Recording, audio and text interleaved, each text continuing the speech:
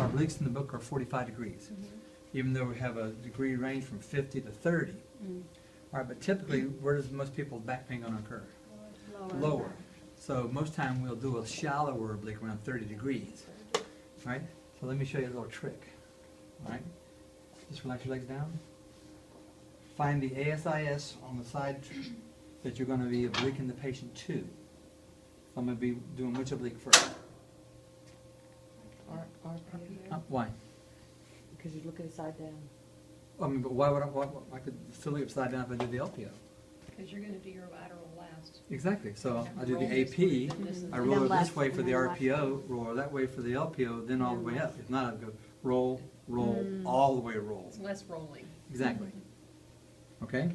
So here's the ASIS, and I'm about an inch medial to it. All right? Relax this leg and bend it up. Use your left arm, reach across your chest. And I'm going to roll you like a log. Don't move. And I'll push them back. I say, don't get ahead of me. Okay? Because typically when the patient does that, they'll throw that hip. All right? They won't roll. They'll throw that hip and then roll, which puts them out of alignment. Okay? So I grab the hip and also marking her ASIS with my thumb. And I grab her shoulder and I rotate her up till I have the same distance from where I started. Now her spine is right over center of the table.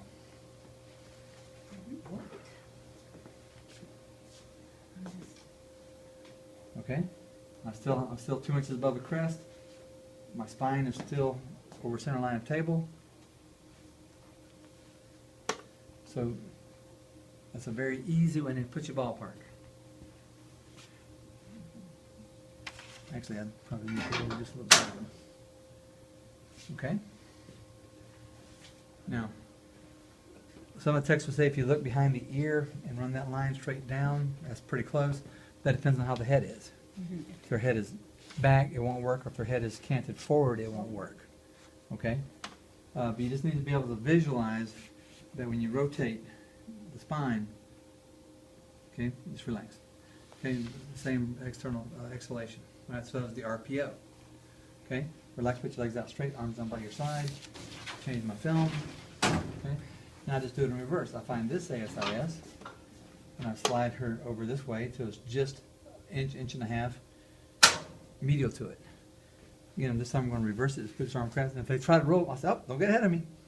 You know, relax this leg, bend it up. Now again, I'm going to roll you. Now I'm marking her ASIS with my fingertip. And I can grab her hip, and then just roll you straight up, right there to it, spine, right over center table. So do you center at the ASI? Either right at it or just medial to it. Okay? That's a very good starting point. Okay? Now roll back. Now if you're not comfortable just having the patient hold, very few patients do I use a sponge, but if you want to use a sponge, I go back to the RPO. Okay? All right, hold on. Arm down by your side. I position the sponge on their side here. Okay, and I roll them up. I over-roll them. Then I bring the sponge up under them and then back because they will tend to rest on the sponge. And if they're over-rotating, I'm going to keep that arm across because if not, you will twist the spine. And if I need the sponge out of it, you just grab the sponge and give it a little wiggle and it comes out. See?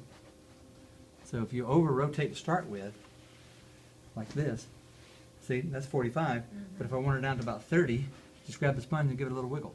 Because it's easier to have the sponge come out than it is to push it back under. Right?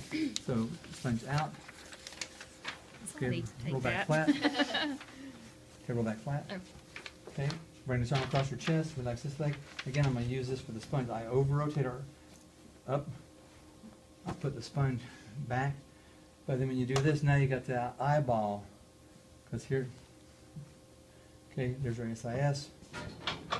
Come up 2 inches, and that's about where her spine is. Again, I can just visualize. And one way I can do that is I can feel her spine. So you're still at the crest plus three No. fingers? No? You want to center about 2 inches above the crest. Okay. Okay, 2 inches that's above, the okay. height up and down you were centering. Right. Okay.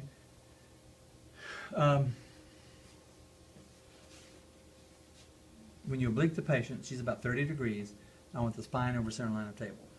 Mm-hmm. All right, because I got my marker right about here. From here, their center, so it's 5 fingers out the collimation. Center of film, 4 fingers out in my marker. Plus, I have even more collimation because that's with it here. So by the time it hits there, it's going to be even more. Okay? So you're saying come in about from the as is about 3 fingers medium? No. No, the book answer is going to say you rotate the patient 45 degrees and you come in 2 inches to the elevated ASIS. All right? Which, to me, is too much. Even at 30 degrees, if I come in 2 inches, I'll be centering there. All right? So you're going to have to develop what you see and feel as to where it actually occurs. All right? You're going to have to develop your own side. All right? Okay? Now from here, go ahead and roll all the way up onto your left side.